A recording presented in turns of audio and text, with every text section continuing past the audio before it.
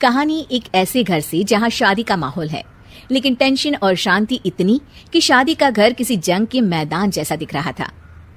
अरे जैसा मर्जी डेकोरेशन कर दो, पैसों की चिंता मत करो। इतना पैसा जब लड़के वालों को दे दिया तो फूल वालों को देने में मुझे क्या दिक्कत है? अरे धीरे बोलो ना, साफ लग रहा है कि फ्रस्ट्रेटेड हो। अरे तुम तो चुप ही रहो। एक बेटी संभाल नहीं पाई। सारा दिन मैं काम पर जाता था, सोचता था घर पर बच्चों को अच्छे से संस्कार मिल रहे होंगे, लेकिन नहीं, मैडम को तो अपनी किटी और फैशन से फुर्सत मिले तब ना। माँ चुपचाप वहां से चली जाती है।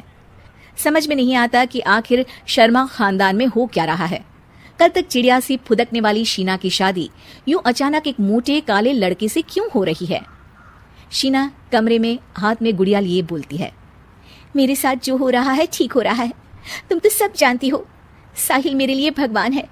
अब जब वो ही नहीं मिला तो फिर कोई भी हो, जिंदगी ही तो जीनी है, जी लेंगे। बाहर शीना की बुआ किसी से बात करती है। अरे मोटा नहीं, उसे तो खाते पीते घर का कहते हैं। अब ओबेरॉय का नाम भी किसी को बताने वाली बात है। उनका इकलौता लड़का तो करोड़ों की सामी तो है ही। अरे हमारी शीना बिटिया तो रानी बनेगी, रानी।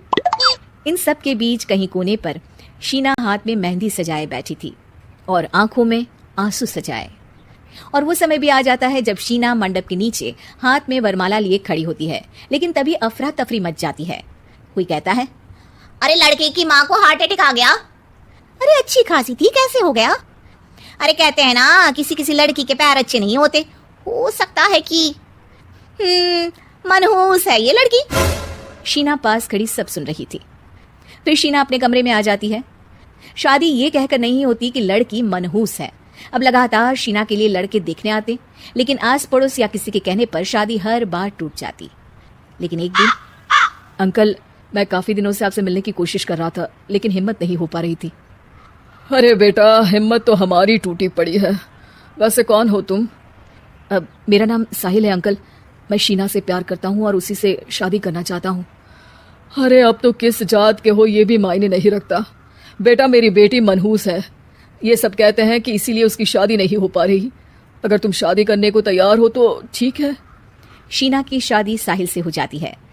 अगले दिन साहिल की माँ का देहांत हो जाता है और एक बार फिर लोग शीना को अपशकुनी कहने लगते हैं। अरे खा गई दीदी को ये। अरे क्या जरूरत थी साहिल किसी मनहूस को घर लाने की? पर बुआ, माँ की तो तबीयत पिछले कई साल से खराब थी।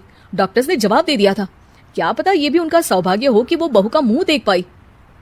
अरे बहू का मुंह देख पाई, या ये कह लो कि बहू का मुंह देखते ही स्वर्गलोक सिधार गई। खैर, हमें क्या, घर तुम्हारा है, हम तो चले। अब शीना को खुद पर ही शक होने लगता है कि कहीं सच में वो अपशकुनी तो नहीं। साहिल, हम दोनों की शादी नहीं हुई होती तो अच्छा था।